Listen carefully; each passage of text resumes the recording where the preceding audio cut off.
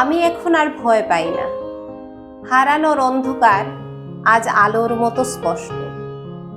খুব ভালো করে চেয়ে দেখি, একদিন আবেশের মতোই জড়িয়ে ধরেছিল লতাটি। সূর্য কিরণ পাবে, একটু জলের প্রয়োজন, দীর্ঘশ্বাস ফেলবে বিশ্বস্ত বুকে। তো বিয়ে হওয়ার পর আমার কন্যা সন্তান যে সময় হলেন, তখন ওই এমএ পড়লাম, এমএ পড়া শুরু। এবং এমএ এর পর জিসি কলেজে পার্ট টাইম আমি বেশ কয়েক বছর করেছি। এবং তখনই ঈশ্বরচন্দ্র বিদ্যাসাগর ও স্বামী বিবেকানন্দের প্রবন্ধ নিয়ে একটি উপনিবেশোত্তর পাঠ আমার বিষয়, সেটা নিয়ে আসাম বিশ্ববিদ্যালয় থেকে আমার পিএইচডি ডক্টরেট। এই সব কিছুর মধ্যে সম্পাদনাই হলো এমন একটা বিষয় যে আমার আমিকে রেখে অন্যের সৃষ্টিকে তুলে ধরে। আমিটা আড়ালে থেকে যায়।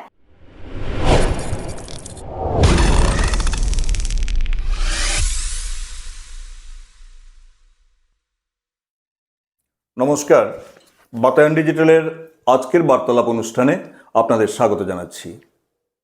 আজকে আমাদের বার্তালাপ অনুষ্ঠানে আমাদের মধ্যে পেয়েছি কবি, সাহিত্যিক তথা সম্পাদিকা ডক্টর সমিতা ভট্টাচার্যকে। সমিতা দি, আপনাকে আজকে অনুষ্ঠানে আমরা স্বাগত জানাচ্ছি। আমরা জানি আপনি সৃষ্টির আঙ্গিনা নামে একটি ম্যাগাজিন সম্পাদনা করে চলছেন অনেক দিন থেকেই। তো এই ম্যাগাজিন শুরু করার যে ভাবনাটা, সেটা আপনার মাথায় কিভাবে প্রথম এলো, এটা জানতে চাইছি। বাতায়ন ডিজিটালের সবাইকে জানাই শুভ সন্ধ্যা এবং সবাইকে জানাই শুভেচ্ছা। সৃষ্টির আঙিনায় যখন আমি শুরু করি, পত্রিকা শুধু নয়, সৃষ্টির আঙিনা শুরু হয়েছিল একটি গ্রুপ, ফেসবুক গ্রুপ। তখন করোনাকালীন সময়, একদম বিধ্বস্ত অবস্থা, কেউ ঘর থেকে বাইরে যেতে পারছে না। তখন আমি ভেবেছিলাম যে সৃষ্টির আঙিনায় বলে এমন একটি গ্রুপ হোক, যেখানে নিজের সৃষ্টি বা নিজেদের সৃষ্টিকে আমরা আমাদের মধ্যে আত্মীয় পরিজন বন্ধু বান্ধব যারা আছেন, ছোট্ট গ্রুপ, এখনো গ্রুপটা ছোটই রয়েছে, সেখানে যদি করতে পারি, ভাগ করে নিতে পারি। তারপর একটা সময়, যে সময় বিভিন্ন প্রতিকূল পরিস্থিতিতে আমি তখন, এবং বাইরে গিয়ে আমি কোনো কাজ করতে পারছি না, সেই যে অবসর যে যাপন সময়ে যে সেটাকে কিভাবে কাজে লাগাবো, সেই ভাবনায় মনে হলো একটি পত্রিকা যদি সম্পাদনা করি। পত্রিকা আমি বেশ কয়েক বছর ধরে সম্পাদনার কাজ করেছি, বিভিন্ন জনের সাথে করেছি। আমি রাষ্ট্রসেবিকা সমিতি বলে একটি ভারতের সর্ববৃহৎ মহিলা সংগঠনের সঙ্গে যুক্ত। তো সেখানেও আমি অনেক বড় দিদিরা যারা সম্পাদনা করেছেন মুখ্য সম্পাদক হিসেবে, তাদের সঙ্গে আমি কাজ করেছিলাম, সেই কাজটা আমার জানা ছিল।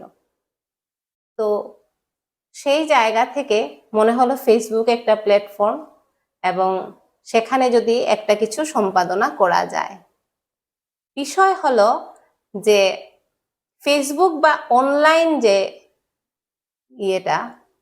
আমরা মিডিয়া যেটা পাচ্ছি, সেখানে আমাদের মানুষ, আপনিও তো একজন সম্পাদক, এবং আমরা কস্তুরী সাহিত্য পত্রিকাকে প্রায় বিগত 25 বছর ধরে বোধহয় আমরা করছি, হ্যাঁ, পাচ্ছি। তো সেই জায়গায় আপনাদের যে সম্পাদনার যে একটা বছরে একটি বা দুটি মানে হলেও, সংখ্যা প্রকাশ হলেও একটা খরচ সাপেক্ষ ব্যাপার, একটা দৌড়াদৌড়ি, তারপর সেটা যে পাঠানো, সেই জায়গায় পাঠকের বা লেখকের কাছে পৌঁছানো, এটা একটা বিস্তৃতি। সেটা আমার বন্দি দশাই বলা যায় তখন অবস্থাটা।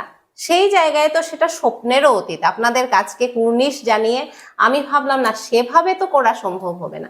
যদি এই মিডিয়ায়, ফেসবুক মিডিয়ায় বা ডিজিটাল মিডিয়ার মধ্যে যদি কিছু করা যায়। তো সেখান থেকে প্রথম ভাবনা এটা। দ্বিতীয় ভাবনা মনে হলো যে এমন কিছু করা যেটা সবার থেকে ব্যতিক্রমী। প্রতিযোগিতায় আমি বিশ্বাস করি না, একমাত্র নিজের সঙ্গে নিজের প্রতিযোগিতা, সেটাই আমার কাছে মানে চ্যালেঞ্জ। আমি আমাকে কিভাবে আরো বেশি করে মানে প্রতিদিন নিজেকে এগিয়ে নিয়ে যাওয়ার। আপনি একটা শব্দ ইউজ করছেন ব্যতিক্রমী, তো ব্যতিক্রমী তো বটেই, কারণ আমরা যে পত্রপত্রিকাগুলো চলছে বিশেষ করে বরাক উপত্যকায় মানে বেশিরভাগই তো প্রিন্ট মিডিয়ার, ছাপার অক্ষরে বের হয়, তারপর বিক্রি হোক বা বিলি হোক যাই হোক সেটা করা হয়। তো সেই জায়গায় আপনি একটা ম্যাগাজিন করছেন, একটা ইন্টারনেট সংস্করণ করছেন, এটা তো ব্যতিক্রম নিশ্চয়ই। তো আপনার সেই ভাবনাটাকে আমরা কুর্নিশ জানাই, কারণ একটা নতুন কিছু আপনি এনেছেন। আমাদের জানা মতো এই ধরনের ম্যাগাজিন বা ইন্টারনেট সংস্করণ আমাদের উপত্যকায় খুব কমই আছে। সেই জায়গায় আপনি দীর্ঘদিন থেকে নিরবচ্ছিন্ন প্রয়াস চালিয়ে যাচ্ছেন। তো এরপর আপনার মানে কবে ঠিক শুরু করেছেন? করোনার কালে? হ্যাঁ, 2022 ইংরেজির 10ই জুলাই আমার শুরু হয়েছিল, এবং প্রতি রবিবারে একজন কবিকে কবিতার আবর্তে প্রকাশের প্রয়াস নিয়ে শুরু করেছিলাম ডক্টর সর্বাণী বিশ্বাসকে দিয়ে। এই সংখ্যাটা দ্বিতীয় ছিলেন ঝুমুর পান্ডে, বিখ্যাত ঔপন্যাসিক, গল্পকার এবং কবি। এবং আমি যে সময় ঝুমুর পান্ডে দিদিকে নিয়ে করি তখন অনেকেই বলেছেন ঝুমুর দি এত ভালো কবিতা লেখেন, আমরা তো জানতাম তিনি গল্পকার বা ঔপন্যাসিক। তো সেইভাবেই শুরু হয়, এবং ধীরে ধীরে প্রথম থাকতো, আমি যে সময় শুরু করেছিলাম তখন থাকতো 5টা কবিতা, একজন কবির, একটা পরিচিতি আর সম্পাদকীয় আমার, এই নিয়ে। তারপর আমার মনে হলো, এবং আমি মানে কবির সঙ্গে কথা বলতাম, কবিকে কবিতার আবর্তে ব্যক্তি কবিকে প্রকাশের একটা চেষ্টা আমার থাকতো। যে যে অধরা কথাগুলো কবিতার মধ্যে প্রকাশ পাচ্ছে না, সেই কবি কি ভাবেন কি না, শুধুই সাহিত্যের পরিসরে সেই ইয়েটা।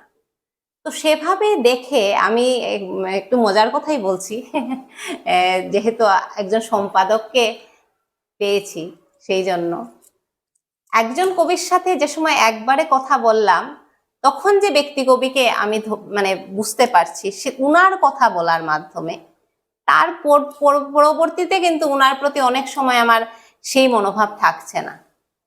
তো সেই জায়গায় আমার মনে হলো আমি কোনোখানে হয়তো একটা পাঠককে সেই ইনফরমেশনটা পুরোপুরি সত্যের আধারে হচ্ছে না, তা থেকে বরং আমি প্রশ্ন করব এবং ওরা ওদের যে উত্তরটা দেবেন সেটাই ভালো সাক্ষাৎকারটা, এতে আমার দায়বদ্ধতা থাকছে না। তো 40 নম্বর থেকে শুরু হলো সাক্ষাৎকার। সাক্ষাৎকারে প্রথমে আমি ফোন করে, আমি যেহেতু যেতে পারছি না, যেমন আপনারা এসেছেন আমার বাসায়, সেটা একটা আনন্দ, একটা অন্যরকম অনুভূতি, কিন্তু আমি যে এই যে ঘরবন্দি দশা, তো আমি তো যেতে পারছি না। তো এজন্য আমি লিখে পাঠাই, যে লিখে দিলে অনেক সময় ফোনের মধ্যে প্রথম ফোনেই নিতাম, রেকর্ড করতাম কবিকে বলে, কিন্তু তারপর দেখা গেল যে সময় প্রকাশ করছি, প্রকাশিত হওয়ার পর যে লেখাটা সেটা তো একজন তো আবেগের, যেমন আমি আজকে অনেক কিছুই বলছি, তো সেইগুলা লিখায় যে সময় হয় তখন মনে হয় না এই কথাটা হয়তো ঠিক হয়নি, এটা এডিট করুন বা ওইটাই ইয়ে করুন। সেই জায়গা থেকে আমার মনে হলো না, যে সময় আমরা লিখি তখন সচেতন ভাবে লিখি, কাজেই সাক্ষাৎকারটা আমি লিখেই নেই। যেহেতু ফোনে সামনে হলে আলাদা কথা, বা সেখানে তো অন্য কোনো আমার থাকে না, দায়বদ্ধতা থাকে না লিখা যদি হয়। তো সেই জায়গা থেকে সাক্ষাৎকার শুরু হলো। সৃষ্টির আঙিনাটা মানে এর মধ্যে আমরা অনেকটা জিনিস একসঙ্গে পেয়ে যাচ্ছি। যেমন সম্পাদকীয় তো আপনার আছেই, তাছাড়া কবিতাগুলো পাচ্ছি, সেই লেখক সম্পর্কে একটা পরিচিতি পাচ্ছি, সেই লেখকের ভাবনাগুলো সাক্ষাৎকারের মাধ্যমে ফুটে উঠেছে। এটা মানে একটা প্ল্যাটফর্মে আপনি অনেকটা জিনিসকে তুলে এনেন। আমার মানে উদ্দেশ্যটাই হলো যে প্রতি সপ্তাহে একজন কবিকে কবিতার আবর্তে কবিকে প্রকাশ করা। মানে ওই জিনিসটাই বলছি যে মানে অনেক আমি দেখেছি সৃষ্টি আঙ্গিনার সংখ্যাগুলো যে অনেক নামি দামি লেখকের সঙ্গে আপনি অনামী লেখকদেরও স্থান দিয়েছেন, যাতে তাদের সম্বন্ধেও মানে পাঠকেরা কিছু জানতে পারে। এই জিনিসটা খুব ভালো লেগেছে, অনেকেরই ভালো লেগেছে, সেটা আমি বলছি আর কি। না, এই ক্ষেত্রে বলা যায় অনেকের ভালো লেগেছে, আবার অনেকের খারাপও লেগেছে। আমাকে অনেকে বলেছেন যে তুমি তো সবাইকে দিয়ে দিচ্ছ, সবাই কি কবি, সবাই কি। এখানে আপনি যখন এই প্রশ্নটা করেছেন, আমি এই প্রশ্নের আপনার এই প্ল্যাটফর্মের মাধ্যমে আমি সবাইকে এই উত্তরটা দিতে চাই। সব সময় তো আর দেওয়া যায় না। আজকে এই সুযোগে বাতায়ন ডিজিটালকে আমার অসংখ্য ধন্যবাদ এই সুযোগ করে দেওয়ার জন্য। দেখুন, আমি 2022 ইংরেজির 10 জুলাই থেকে আজকে হলো 2026 ইংরেজির 5 এপ্রিল 196তম সংখ্যা আমার প্রকাশিত হয়েছে। এবং 2010 জুলাই থেকে, যদি ঈশ্বরের ইচ্ছা বলুন, আপনাদের সবার কবি, লেখক, সম্পাদকদের ভালোবাসা বলুন, পাঠকদের ভালোবাসা বলুন, একটা সপ্তাহ আমার বিরতি হয়নি। তার মধ্যে কিন্তু অনেক ঝড় ঝঞ্ঝা, কারেন্ট নেই, অনেক কিছু থাকে ডিজিটালি, চালিয়ে নেওয়া যাওয়া অনেক সমস্যা, অনেক ধরনের প্রবলেম থাকে, পারিবারিক থাকে, নিজের থাকে। একটা সময় একবার আমার, যেহেতু আমার মানে অসুস্থ মা, সেজন্যই আমার এই মানে বাইরে না যাওয়ার যে সমস্যা, যেতে পারছি না, যে সেই জায়গায় এরকম একটা অসুস্থ সময়, যে সময় আমি মনে হয়েছিল এই সপ্তাহটা আমি বাদ দিয়ে দেবো, 70তম সপ্তাহ এখনো আমার মনে আছে।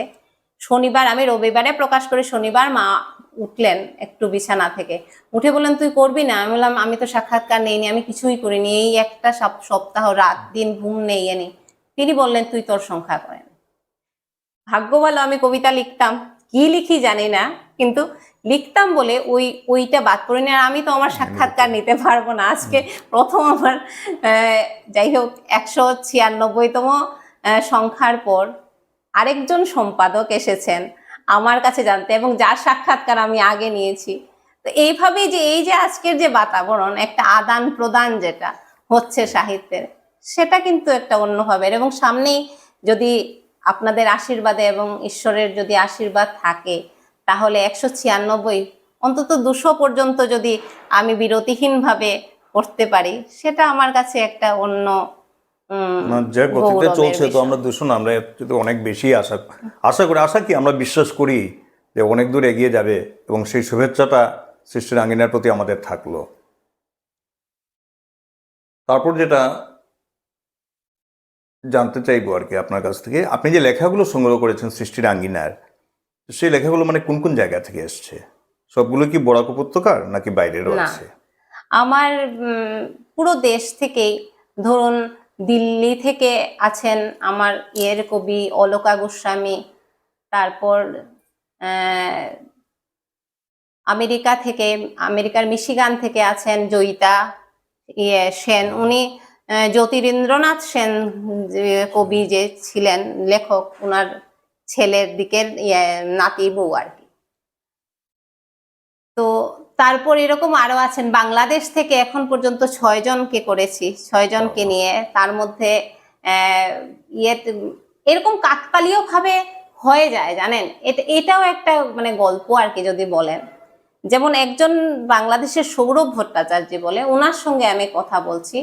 সেদিন ছিল মানে 18 তারিখ, সেদিন ছিল 14 ডিসেম্বর, এবং বোধহয় 16 বা 18 ডিসেম্বর ওদের বিজয় দিবস, মানে দুদিন বাকি। সেই রবিবারেই পড়েছে বিজয় দিবস। এবং ওনার সঙ্গে আমি যে সময় কথা বলছি, তখন উনি বিজয় দিবসের কথা বলছেন। আমি ভাবলাম, আরে এটা তো বিজয় দিবস উপলক্ষে এই সংখ্যাটি সমর্পণ করা যায় সব ইয়েকে। এভাবে যেন ঈশ্বর আমাকে জুগিয়ে দিচ্ছেন। সব থেকে মজার ঘটনা হলো যে আমেদাবাদের একজন প্রসেনজিৎ ধর বলে, তো উনি ওনাকে বারবার বলছি, উনি বয়সে প্রায় আমার বাবার বয়সী আর কি, একই ইয়ারে জন্ম। উনি যে সময় ওনার দিয়েছেন পরিচিতি বাইয়ে দিয়েছেন, তো ওনাকে বারবার আমি জিজ্ঞেস করছি যে আপনার মানে পরিচিতির মধ্যে আপনি কি করেন সেটা লিখেননি। তো উনি বুঝতে পারছেন না, উনি ওনার কবিতার কথাই বাইয়ে কথাই দিয়েছেন। তারপর বললাম প্রফেশন, আর ঠিক তখন চন্দ্রযানটা চলছে আর কি। উনি বললেন, উনি চন্দ্রযান সেই যে আহমেদাবাদ ইউনিটের ছিলেন, ইঞ্জিনিয়ার, মানে টেকনিশিয়ানের মধ্যে থাকে না, উনি টেকনিশিয়ান ছিলেন, সায়েন্টিস্ট নন। আচ্ছা, দেখুন কি আশ্চর্য, সবাই আমাকে বলেছে সেই চন্দ্রযানের যে একজন, চন্দ্রযান যে সময়ে হলো, উৎক্ষেপণ হলো, তখন চন্দ্রযানের একজন ইঞ্জিনিয়ার যিনি কাজ করেছেন ওই সময়ে, সেটা তো অনেক বছরের কথা, উনি ছিলেন। এবং উনাকে নিয়ে যে সময় আমি কবিতাটা করলাম, মানে ইয়েতে ইসরো বোধ হয় ইয়েটা ইসরো, না, হ্যাঁ, হ্যাঁ ইসরোর ইঞ্জিনিয়ার ছিলেন। আমি চন্দ্রযানের যত কর্মী আছেন, টেকনিক্যাল হন, নার্স, বৈজ্ঞানিক হন, সবাইকে সমর্পণ করলাম উনার আচ্ছা, দিয়ে। আচ্ছা। তো এই ধরনের খুব মজার মজার অভিজ্ঞতা আর কি আমি করছি। তো সৃষ্টির আঙ্গিনা সম্পর্কে আমরা অনেক কিছু জানতে পারলাম, তো সম্পাদিকার কথা শুনলাম। এখন আমরা লেখিকা সমিতা ভট্টাচার্যের কথা শুনতে চাইছি, আমাদের দর্শকদের জানাতে চাইছি। তো আপনার লেখালেখি শুরু কবে থেকে হয়? দেখুন, আমি শুনেছি আমি যে সময় ছোট ছিলাম, তখন একদম ছোট ছিলাম, তখন নাকি আমি একটা কবিতা বলেছিলাম। আমার বাবা কবিতা লিখতেন, আমার পিসিরাও কবিতা লেখেন। আচ্ছা, আচ্ছা। তো আমার বাবা, আমি যে সময় 8 বছরের অকাল প্রয়াত, তখন চলে যান, দেহত্যাগ করেন।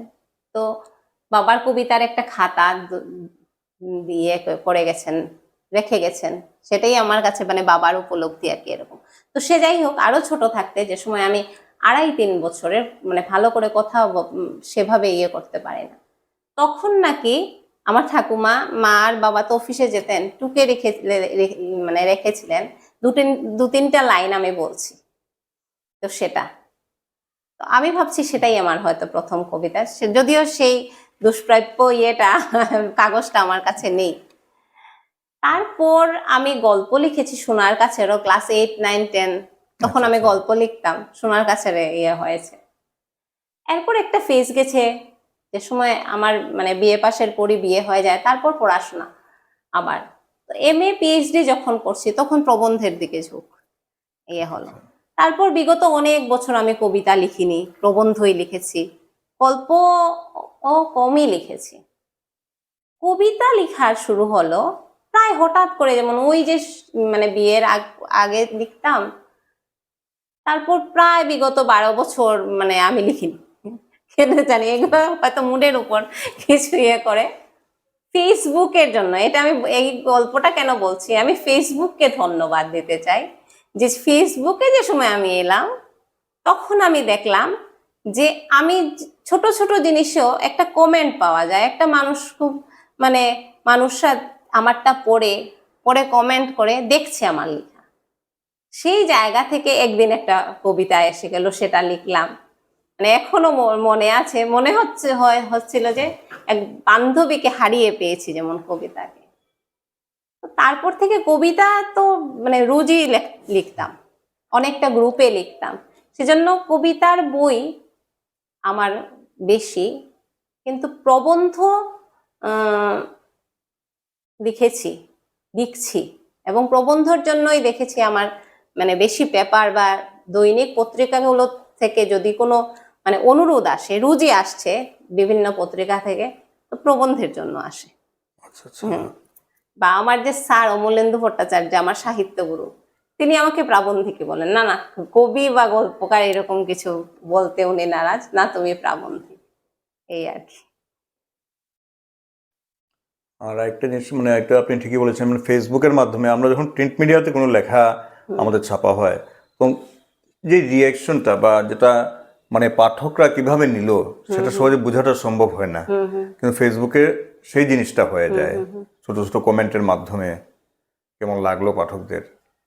তো এ পর্যন্ত আপনার কাব্যগ্রন্থ কতটা বেরিয়েছে? আমার তো ওই একটা হলো প্রথম কাব্যগ্রন্থ অচিন গাছ, এটা কলকাতা বইমেলায় 2024-এ হয়েছে।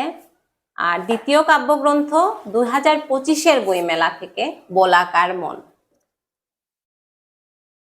তৃতীয় কাব্যগ্রন্থ হাজার কথার ঋণ। আচ্ছা আচ্ছা। এটা বজ্রকণ্ঠ প্রকাশনী থেকে ত্রিপুরার। রাজেশ চন্দ্র দেবনাথের আচ্ছা। প্রকাশনা, যে বজ্রকণ্ঠ প্রকাশনী এর ত্রিপুরার, সেখান থেকে হাজার কথার ঋণ তৃতীয় কাব্যগ্রন্থ বেরিয়েছে। আর গল্প গ্রন্থ একটা, চিরতার জল। আচ্ছা আর আমার প্রথম বই 2016-তে, এটা গবেষণামূলক, উপমা শ্রী রামকৃষ্ণস্য। আচ্ছা আচ্ছা। রামকৃষ্ণ কথামৃতের যত উপমা আছে সেই সংকলন এবং সেটা উপমার পর উনি কি লিখেছিলেন, উক্তি এবং উপমা দিয়ে। তো এটা উদ্বোধন কার্যালয় কলকাতা অনুমোদন করেছেন এবং এখানে বলেছিলেন ওরা, যে সময় দেখিয়েছিলাম যে আপনি এখানে বই, আমরা অনুমোদন পত্র পাঠাচ্ছি, আপনি এখানে নিয়ে দিয়ে বই করে নিন আর কি, বরাক থেকে। তো এটা হলো প্রথম গ্রন্থ। আচ্ছা আচ্ছা। আর আমার যেটা বিশেষ প্রাপ্তি সেটা হলো আমার সৃষ্টি রাঙিনায়। এটা তো কি বলবো, সন্তানের মতো। তো সেই জায়গা থেকে সৃষ্টি রাঙিনার প্রথম হলো সৌরজা। সৌরজা প্রবন্ধ সংকলন না, কবিতা সংকলন। 100 জন কবির, মহিলা কবির, 100 জন মহিলা কবির 100টি কবিতা নিয়ে দেশ বিদেশের এই সৌরজা সংকলন। এই সৌরজা সংকলনের ভূমিকা লিখে দিয়েছেন এই সাম্প্রতিক যে সরস্বতী সম্মান পাচ্ছেন রামকুমার, 2025 সরস্বতী সম্মান পাচ্ছেন যে রামকুমার মুখোপাধ্যায়, তিনি এই সৌরজার ভূমিকা লিখে দিয়েছেন। এবং উনি বলেছিলেন, আমি এটাও কিন্তু সংখ্যা করেছিলাম, যে হঠাৎ মনে হয়েছিল 2023-এ যে ওই দীপাবলিতে আমি এমন একটা সংখ্যা করি যে অনেকজন নারীর সেই নিয়ে আর কি, ওই জন্যই সৌরজা, মানে আলো নিয়ে কবিতাটা হবে আর কি, আলো নিয়ে। নারী মানে আলোর প্রতীক আমার কাছে। তো সেই জায়গা থেকে 80 জন নারীর সংখ্যা আমি করতে পেরেছিলাম, 80 জন দেশ বিদেশের নিয়ে করে। তো এই সৌরজার জন্য সংকলক হিসেবে আমি পেয়েছিলাম শ্রীভূমির কবি ছন্দাদাম। তো তিনি আমাকে, তারপর ওই রামকুমার মুখোপাধ্যায়কে, উনাকে, আমার আরেকটা ছিল সৃষ্টি রাঙিনারই শনিবারের বৈঠক বলে, সেটা মাসিক পত্রিকা। সেটা বিগত 6-7 মাস থেকে আমি আর করতে পারছি না আর কি, দেখি আবার যদি শুরু করতে পারি। তো মাসিক পত্রিকায় আমি কিন্তু এই রামকুমার মুখোপাধ্যায়ের উপর কাজ করেছিলাম, সেটা গদ্যের, কবিতার না। তো বিভিন্ন গদ্য শিল্পী যারা, তাদের তো গদ্য শিল্পী হোক বা লেখক হন বা সায়েন্টিস্টেরও করেছি, সায়েন্টিস্টেরও তো থাকে বিভিন্ন কলাম বা বিভিন্ন এইগুলা দিয়ে। আচ্ছা, কখনো কি আপনার মনে হয় নাই যে আপনি যে লেখিকা এবং সম্পাদিকা, এই দুটোর মধ্যে কোনো বিরোধ এসে? আমার মনে হয় আসে নিশ্চয়ই। অনেক সময় হয়তো সম্পাদনার কাজে আপনি ব্যস্ত থাকলেন, আপনার যেটা লেখা বা যেটা হয়তো লেখা আসতো বা হয়তো লেখা হয়ে উঠতো, সেই সময়টা হয়তো অনেক সময় পাওয়া যায় না। আজকে এত খোলামেলা আলাপচারিতায় কিছু কথা বলবো, হয়তো অনেকে পছন্দ করবেন না। না, আমাদের আসলে তো ঠিক ধরুন, ঠিক যে একটা ফর্মাল সাক্ষাৎকার নেবে এই ধরনের কিছু না, এটা বার্তালাপই। বুঝতে পারছি না, সেজন্যই হয়তো অনেক দর্শকই পছন্দ না করতে পারেন, কিন্তু আমার যেটা মনে হয়েছে, আমি আমার উপলব্ধিটা বলছি। এই সাহিত্যের সমাজে না, আমাদের যারা আমরা লিখি, আমাদের মধ্যে বোধহয় সব সত্তাই একটু না একটু থাকে। হ্যাঁ, তো সেই জায়গা থেকে আমরা কিন্তু বেছে নিই কি, মানে পাঠক বেছে নেন, তিনি সম্পাদক, তিনি কবি, তিনি গল্পকার, তিনি প্রাবন্ধিক। আবার কিছু মানুষ আছে নিজে বেছে নেয়, আমি প্রাবন্ধিক, আমি 1000 ভালো কবিতা লিখি, আমাকে কিন্তু প্রাবন্ধিকে বলতে হবে। আমি কবি, আমি 1000 ভালো প্রবন্ধ লিখি, গল্প লিখি, আমি কিন্তু কবি, আমার পরিচয়। আমরাও কত সময় বাঁচি, কিন্তু এই সব কিছুর পরও আমি একজন, আজকে যেহেতু সামনে একজন বরেণ্য শ্রদ্ধেয় এত দিনের নিষ্ঠাবান সম্পাদককে পেয়েছি, সেজন্য আমি বলতে চাইছি, এই সব কিছুর মধ্যে সম্পাদনাই হলো এমন একটা বিষয় যে আমার আমিকে রেখে অন্যের সৃষ্টিকে তুলে ধরে। আমিটা আড়ালে ভীষণ থেকে কঠিন। যায়, আর আড়ালে থেকে যায়। আড়ালে থেকে যায়। এবং আরেকটা সৃষ্টিরাঙিনার বিষয়ের কথা, যেহেতু আপনি সম্পাদক, আপনাকে নিয়েও আমি সংখ্যা করেছি। আমি কিন্তু বেছে বেছে সম্পাদকদের খুঁজি যারা অন্যের সৃষ্টিকে মানে সাজিয়ে তুলেন, প্রকাশ করেন, নিষ্ঠা ভরে করছেন। আমার মনে হয় আমি ওদের সাহিত্যের সেবা করি। সেজন্য বিগত দিনে 50 জনেরও বেশি সম্পাদকের কবিতা নিয়ে আমি কাজ করেছি এবং প্রত্যেক ক্ষেত্রেই দেখেছি যে সেই জায়গা থেকে ওরা ওদের সৃষ্টিকে সাজিয়ে গুছিয়ে যে একটা সুন্দর করে প্রকাশ করা আনন্দ থেকেও তারা কিন্তু তাদের যে সম্পাদনার যে বই যেটা সেটাকে সাজিয়ে অন্যের সৃষ্টিকে সাজিয়ে নিতেই বেশি আনন্দ বোধ করেন। এবং সেই জায়গা থেকে আমার মনে হয়, এটা হয়তো একটু ইয়ে হবে, তবুও আমি প্রকাশ্যে সত্য কথাই বলবো যে সেই জায়গা থেকে অনেকেরই হয়তো, অনেক পাঠক, অনেক কবি, অনেক লেখকদের হয়তো মনে হয় যে না, সম্পাদকরা শুধু সম্পাদনাই করুন, অন্য কিছু করার কি দরকার। সেই জায়গা থেকে সম্পাদক এবং লেখকের সমাজ এবং নিজের মন এবং পারিপার্শ্বিক যে অবস্থা, সবকিছু নিয়েই কিন্তু একটা আমি বলবো নেপথ্যে একটা যুদ্ধ চলে। আজকের দিনে তো মানে জিনিসটা অনেক সহজ হয়ে গেছে, যেমন একটা পত্রিকা প্রকাশ করা, যেমন এখন ঘরে বসে আপনি লেখা সংগ্রহ করে নিতে পারছেন। কিন্তু একটা সময় ছিল, আজ বেশি দিন না, মানে মাত্র কয়েক বছর আগেই, যে আমরা প্রেসে যেতাম, প্রুফ দেখতে হতো। এটা তো পরের কথা। এই লেখা সংগ্রহের জন্য অনেক দূরে দূরে যেতে হতো, গাড়ি ভাড়া দিয়ে গাড়ি করে যেতে হতো, লেখা জোগাড়। একজনের কাছে গেলাম, আপনি লেখাটা দেবেন, অনুরোধ করে এলাম, এরপর আবার লেখা আনতে গেলাম, হয়তো বলবেন না আমার লেখাটা এখনো হয়নি, মানে অনেকবারই যেতে হতো। তারপর লেখা জোগাড় হলো, এরপর থাকলো প্রেসের দৌড়, তারপর প্রুফ টুফ দেখা হলো, পত্রিকার প্রকাশ হলো, আগে লেখকদের নিয়ে পৌঁছাতে হবে, তারপর আচ্ছা অন্যদের মধ্যে বিলি করতে হলে আচ্ছা পরে করা যাবে, লেখকদের হাতে আগে আগে দিয়ে পৌঁছাতে হবে। সেই যে জিনিসটা, মানে আজকে অনেকটা আমরা এটা কাটিয়ে উঠতে পেরেছি। তো এটার জন্য আপনি যা বলছেন, হ্যাঁ, এটা মিডিয়াই আছে, যে আমরা ফেসবুকের মোবাইলের মারফতে আমরা ধরুন হোয়াটসঅ্যাপে বা মেইলের যুগে আমরা লেখাগুলো পেয়ে যাই, আর তার মাধ্যমেই আমরা প্রকাশ করতে পারছি। মানে অনেকটা কাজ যেন কমে গেছে আর কি, ওই পরিশ্রম, শারীরিক পরিশ্রমের কাজটা কমে গেছে মনে হয়। আপনি কি সেটাই ভাবেন নাকি? আপনি যে প্রশ্নটা করেছেন, আমার মনে হচ্ছে সেই প্রশ্নের পেছনে লুকিয়ে আরেকটা প্রশ্ন আছে। তো আমি দুটোরই উত্তর দেওয়ার চেষ্টা করব। প্রথম কথা হলো যে একটা ম্যাগাজিন এবং একটা পত্রিকা, দুই মলাটের কখনো সমান হতে পারে না, আমি সেটা বিশ্বাস করি। সেজন্য প্রতি সপ্তাহে ম্যাগাজিন করেও আমার দুইটা বই আমি করছি, মানে নিজের সাধ্যাতীতভাবে করার চেষ্টা করছি, এবং আগামীতেও আমি দুই মলাটের দিকেই কিন্তু আমার শ্রদ্ধাটা থাকবে।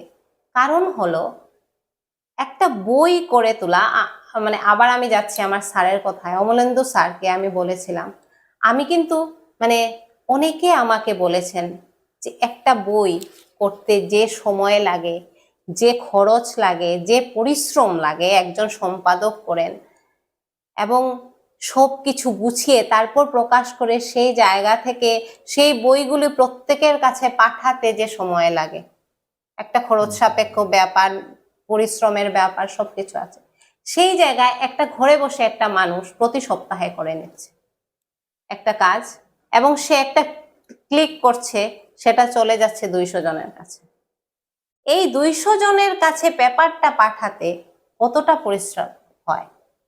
সেই জায়গা থেকে পত্রিকা আর কথা অনেকে বলেছেন আমাকে, আমিও স্যারকে জিজ্ঞেস করেছিলাম, অমলেন্দু স্যারকে, যে তিনি তো বই মানে প্রচুর করেন বা ইয়ে করেন, আমি অনেক দৈনিক পত্রিকার ইয়ে থেকে রিপোর্টারদের জিজ্ঞেস করেছি এবং সম্পাদককেও জিজ্ঞেস করেছি। তখন ওনারা, আমি বলেছিলাম আমি কি আপনাদের কোনোভাবে মানে ইয়ে করছি, মানে আপনাদের কাজে কি কোনো বিড়ম্বনা হচ্ছে আমার জন্য বা এরকম কিছু, উনি বলছেন, সবাই বলেছেন যে না না, এটা আপনি কেন, এটা তো সবাই করবে। সেই যে ইয়ে কি ছিল পাতার মধ্যে লেখা হতো না, এটা কি কি বলে, পুঁথি যে হ্যাঁ বিভিন্ন, সেই জায়গা থেকে কিন্তু বিবর্তনটা চলে আসছে এবং প্রত্যেকটা বিবর্তনই বড় কষ্টদায়ক। সেই জায়গা থেকে আমরা দেখছি যে আমাদের যে আমরা যেভাবে করছি সেই জায়গায় থেকে এখন আর চালানো যাচ্ছে না। সেই খরচ অ্যাডভার্টাইজমেন্টের জন্য, বিজ্ঞাপনের জন্য যেতে হয় এবং সেই বিজ্ঞাপনও অনেক সময় পাওয়া যায় না সেইভাবে। একটা মানুষ খরচ, প্রবাহ পত্রিকার সম্পাদককেও অনেকবার আমি বলতে শুনেছি যে এই খরচ সাপেক্ষ যে ব্যাপারটা, সঙ্গে পরিশ্রম সঙ্গেই। কিন্তু একটা জিনিস কি, সব কিছুর পরও এত পরিশ্রমের যে ফসল, যে বইটা, যেটা 2 মলাটে আমরা হাতে পাচ্ছি, সেটার মধ্যে যে একজন সম্পাদকের যে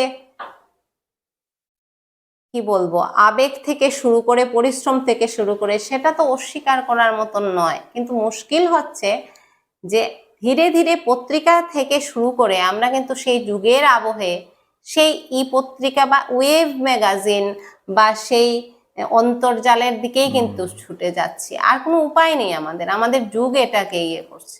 হয়তো এই জায়গা থেকে এই আমি বলবো কি, এই যে সময়ের যে একটা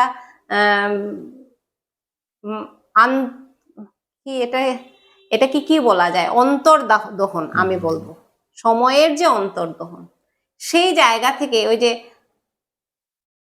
আমি হয়তো লাভবান হয়ে গেছি। কারণ আমি যদি সেই সম্পাদনাটা আপনারা যে সম্পাদনা করছেন, বা আপনি করছেন, আশিসনাথ দাদা করছেন, বা বিভিন্ন আরো অনেক ম্যাগাজিনের সম্পাদকরা আছেন, তারা যারা যেটা করছেন, সেটা কিন্তু আমি আমার এই অবস্থায়, এই প্রতিকূল অবস্থায় কিন্তু আমি করতে পারতাম না। কিন্তু ব্যাপার হচ্ছে কি, মানে সবাই যে এক ধরনের করতে হবে এমনও তো কোনো কথা না।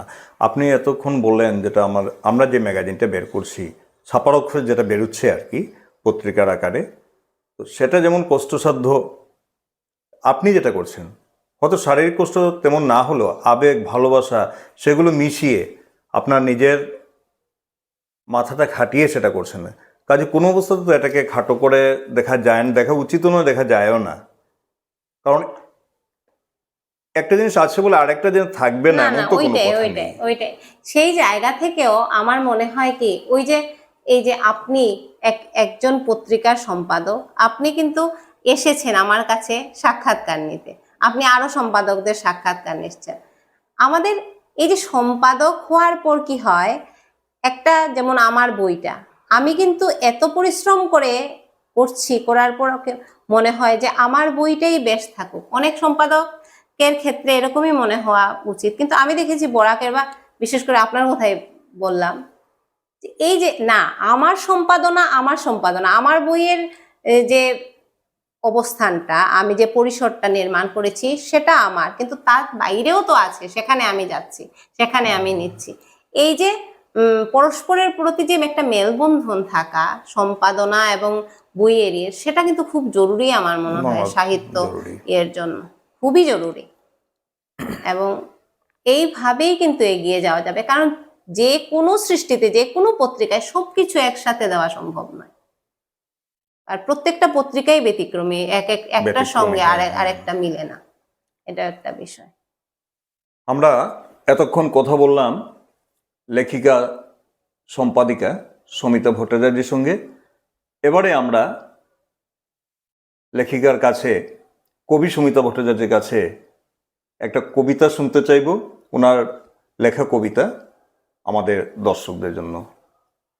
আচ্ছা, এই সৃষ্টির আঙিনায় নৈশব্দের নীলকণ্ঠ, এই বইটি থেকে একটি কবিতা পাঠ করছি। এটা সৃষ্টির আঙিনায় প্রথম আমরা এবার 7 জন কবিকে নিয়ে, মহিলা কবি 7 জনই। এইবারের যে হলো 2026-এর কলকাতা আন্তর্জাতিক বইমেলা, সেখানে একটি কাব্য সংকলন প্রকাশ করতে পেরেছি। তো এই কবিতা, এই প্রচ্ছদটি, নৈশব্দের নীলকণ্ঠের প্রচ্ছদটি এঁকেছেন আমার কন্যা দিতিপ্রিয়া। সেখান থেকে একটি কবিতা পাঠ করছি।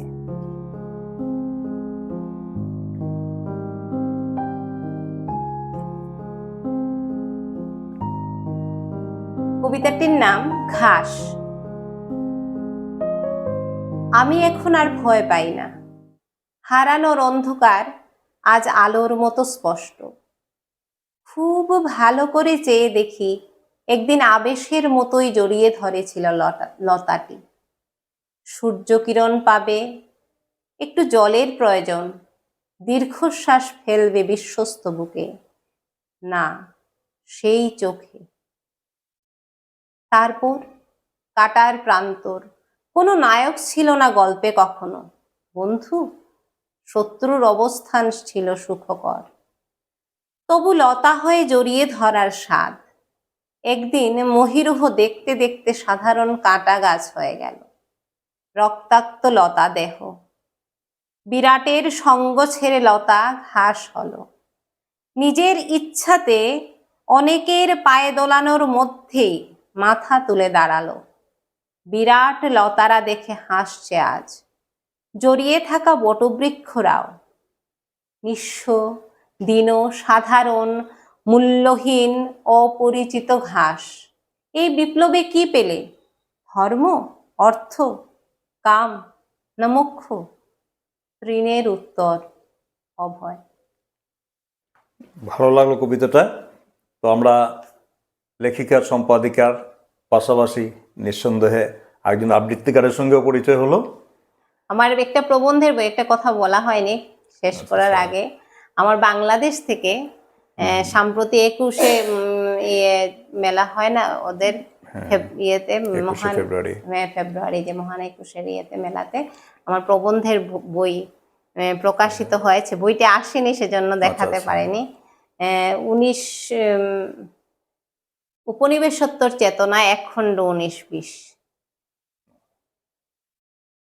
তো এটা একটা আনন্দেরই আচ্ছা। খবর। নিঃসন্দেহে। তো এবারে আমরা একটু ব্যক্তিগত প্রসঙ্গে চলে যাব। আপনার ছোটবেলা, পড়াশোনা এগুলোর ব্যাপারে যদি কিছু একটু বলেন। আমি তো ছোটবেলার আমি আমার পিসির স্কুলে পড়েছিলাম, পাঠশালায়। মানে জন্ম কি শিলচরই?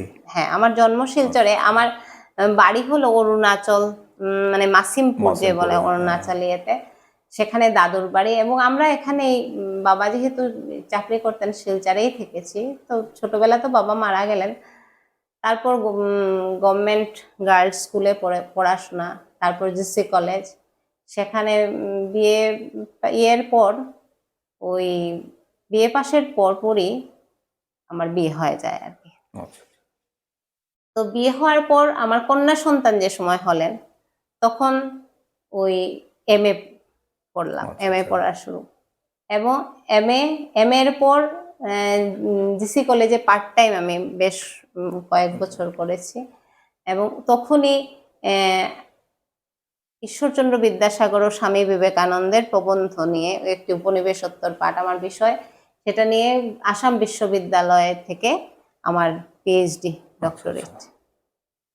এরপর তো জিসি কলেজে তখন তো ডক্টরেট যে সময় করি তখন আমি ফেলোশিপ নেওয়ার জন্য জিসি কলেজের ইয়েটা আমার ছাড়তে হয়। তারপর সোনাই এমসিডি কলেজে করেছি বেশ কয়েক বছর। তারপর ওই রামনগরে একটি বেসরকারি কলেজে অধ্যক্ষের পদেও ছিলাম।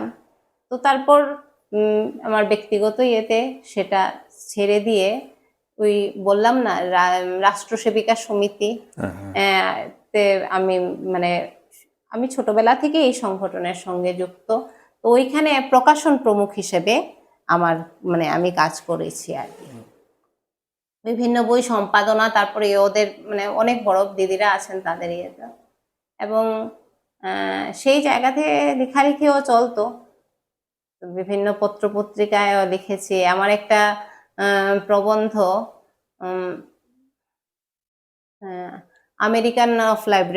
আমেরিকান লাইব্রেরি অফ কংগ্রেসেও গেছে এবং সমাদৃত হয়েছে। এইভাবে আছে অনেক ইয়ে। তো আপাতত তো আমি সৃষ্টিরাঙ্গিনায় ইয়ে নিয়ে করছি। আমার মেয়েও এখন অনেক কাজে আমাকে সাহায্য করে, ওই বিশেষ করে ওই প্রচ্ছদ নির্মাণ, তারপরে এগুলা। আর সব থেকে বড় কথা হলো আপনাদের মতন অনেক গুণী ব্যক্তিত্বদের সঙ্গে আমার পরিচয় হয়েছে, সেটা দেশ বিদেশের এই যে ঘরে বন্দি দশায় এখন আর মনে হয় না। আমার মনে হয় যে হয়তো আমাকে ঈশ্বর ইচ্ছে করে এই যে অসুখ বিসুখের এই যে একটা বেড়াজালের মধ্যে আমি পড়েছি, এটা মায়ের সেবা, এটা তো ভাগ্যের বিষয়, সবাই পারেন, মানে সেই সুযোগই হ্যাঁ তো। পান না, সেটাও করছি।